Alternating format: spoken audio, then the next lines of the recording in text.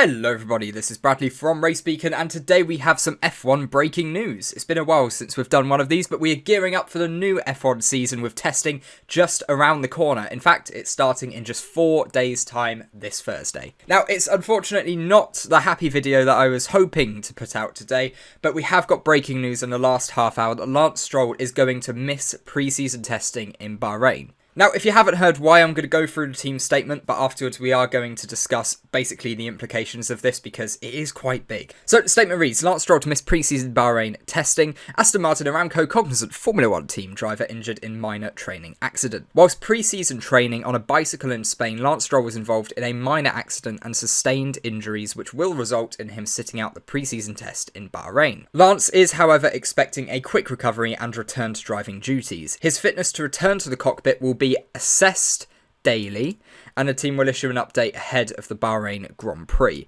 So straight away from what we're seeing from this statement, he is obviously going to miss pre-season testing, and it's looking like it's a possibility he might miss the first race in Bahrain as well, but with it being assessed daily, we might find out literally on Thursday in 2 weeks' time. The team wishes Lance a speedy recovery and looks forward to his usual energy and commitment within the team. And on top of this, we also had a statement from Lance Stroll. He says, I've had an unfortunate accident whilst training on my bike in preparation for the season. I am determined to get back in the car, and I am excited about the season ahead with the team. I'm motivated to bounce back from this setback as quickly as possible. Now, obviously, the biggest questions we have coming out of this is who is going to replace Lance Stroll. We'll get that one out the way straight away because I've seen on Twitter loads of people saying, oh my god, Sebastian Vettel, he's coming back. He's going to be alongside Fernando Alonso for this testing. It's going to be amazing. Vettel's back.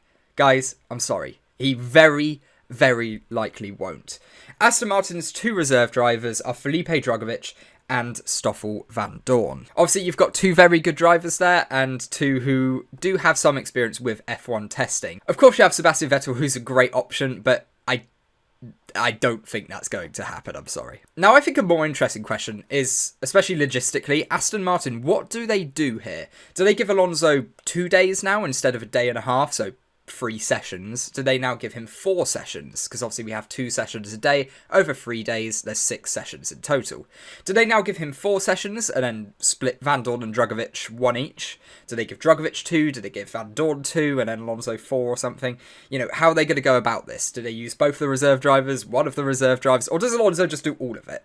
Because we know Fernando Alonso is not shy when it comes to F1 testing. He is the driver who by far has the most distance covered in pre-season testing out of any driver on the grid, and it's not even close. I think he has double Lewis Hamilton's distance, who's second. Obviously, a lot of that does come from how long his career has been, but I think even if you take on average for each season, he is still very high up. But obviously, what impact will this have on Lance Stroll himself? The cars are not unchanged this year. We have, of course, some new floor regulations that were brought in to make sure porpoising isn't as much of an issue. So we have a raised ride height and also a decreased dependence to an extent on ground effect due to a myriad of other changes, but we're not going to get into fluid dynamics. That might be a little bit complex. But basically, the cars aren't going to handle the same. It is going to be a slightly different driving experience.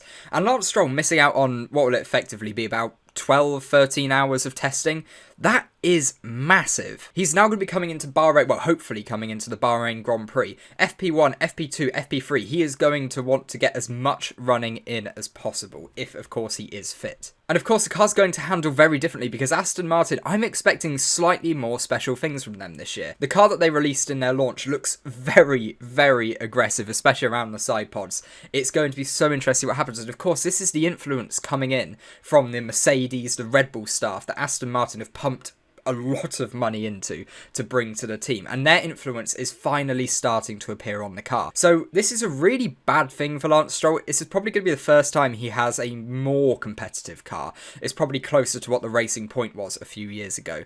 Hopefully from Aston Martin this year. And to miss out on pre-season testing, that's a real bummer. It's going to be hard to get over that. And of course, if we have a second driver, reserve driver coming in, you know, and they put in a really good performance, it might raise some questions data-wise about Lance Stroll as a driver himself. It'll be interesting to see data-wise how close some of these drivers can get to Fernando Alonso compared to where Stroll ends up. Obviously, it might be an unfair comparison of pre-season testing, but you know what Twitter's like, those comparisons will be made. So all around, obviously, we hope that Lance Stroll has a speedy recovery because this absolutely sucks. Fernando Alonso will, of course, have sympathy with him because the exact same thing happened to Alonso 2 years ago. But it does definitely appear that Lance Stroll's injury is a lot less severe than what Fernando Alonso picked up, fortunately. So yeah, like the statement says, it does appear that we should have Lance back for the Bahrain Grand Prix in just about 2 weeks' time, but he will 100% be missing pre-season testing. Let me know down in the comments who you want to see come in. Not necessarily which one is the most likely, because it's going to be Drugovich or Vandoorne,